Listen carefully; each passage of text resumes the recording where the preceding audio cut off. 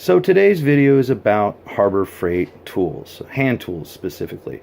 I have two ratchets that I have that are Harbor Freight and a breaker bar that's Harbor Freight.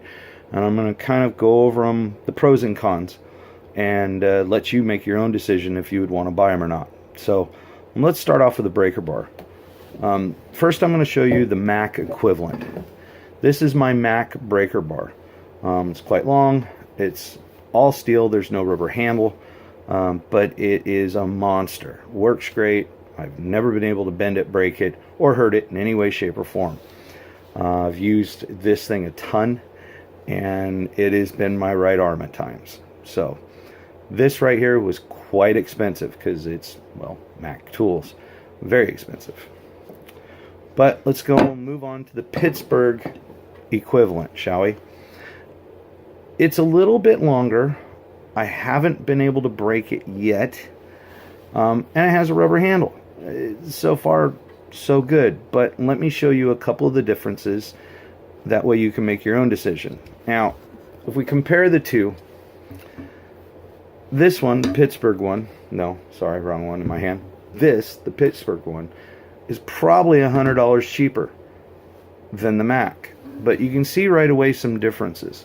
First of all, the end here.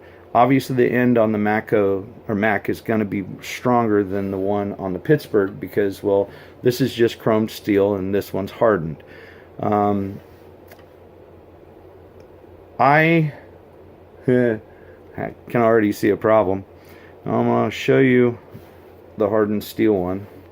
I'm going to show you the chromed one. Now, I don't know if you can see this in the camera or not, but this one's straight, this one isn't.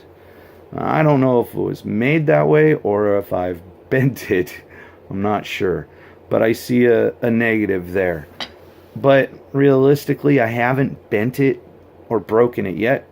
So we'll see how it goes. And it does have a lifetime warranty. But if I do break it, I'll let you know after I get done cussing, screaming, and bandaging up my hand. Next up, we're going to talk about an adjustable head ratchet.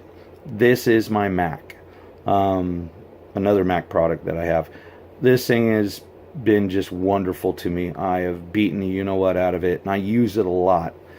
But here is the Pittsburgh equivalent. Well, it looks the same. It's nice and shiny, and you know, it's got about the same length handle, and it's rubber-ended and all that neat stuff. But there are a couple drawbacks to this one, and I'll show you those now.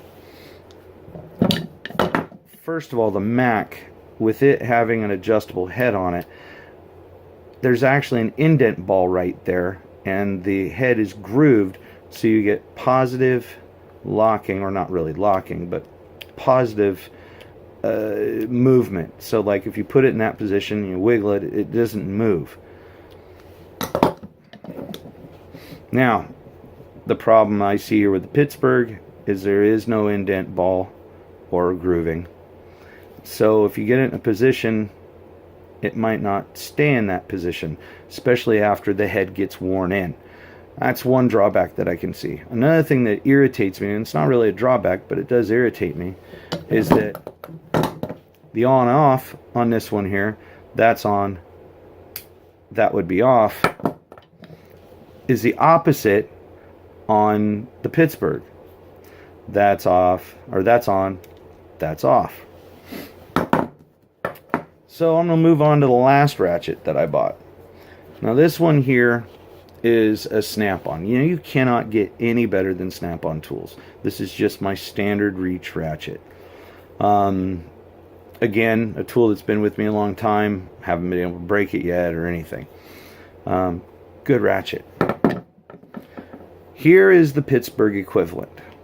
Now it might look pretty similar, but there's a lot of differences going on. Again, the gear set is reversed on this one than it is the other one. The other problem that I can see with it is it does, and you would think this is for convenience, but it's not.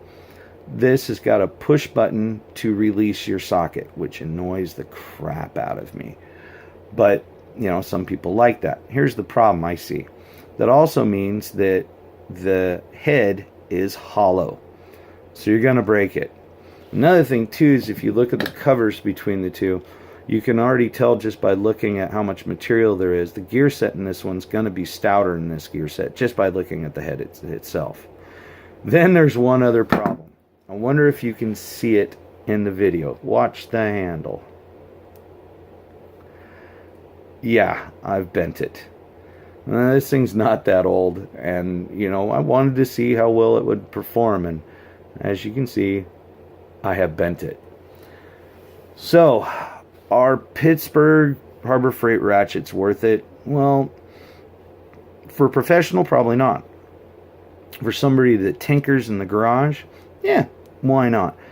But don't expect them to last, and don't expect them to be as high quality as a Snap-on or a Mac or a Mako. There's huge differences, and there has been huge differences over the years, and I'll explain that one too. This is my 1/2-inch Snap-on ratchet. I've had this thing 35 years, never replaced the gear set. This was my father's. It was originally purchased in about the mid-50s. I have abused the crap out of it, and so did he.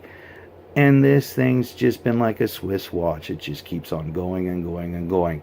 And for something that's older than me and still be used on a regular basis just blows me away. And that tells you the quality of Snap-on tools. Well, it tells you the quality of any high-end tool. Snap-on, Mac, Mako. It doesn't matter. Yes, they're more expensive, but you pay for what you get. This, as I said, was made in the 50s. Do you think this ratchet will last 50 years? Oh, there's no way. So, in a nutshell, if you can afford to buy better tools, it's always best to buy better tools. Just because you're going to get your money's worth 20, 30 years down the road. Maybe not today, but 20, 30 years down the road, yeah. And I'll tell you, it is so much nicer to not have to put bandages on your hands at the end of the day because of a broken tool than anything. I mean, that's the thing that ticks me off, is you'll be working on something and your tool breaks, and of course you slash your hand or whatever. The more money you spend on tools, the less likely that will happen. Well, unless you're stupid. Anyhow, that's it for today. I know it's a short video, but I wanted to show you the differences between the Harbor Freight tools and a good tool. And hopefully this helps you out and helps you make a right decision on what you buy next. Anyhow, you have a good weekend. If you like the video, subscribe, like, please, and have a great day.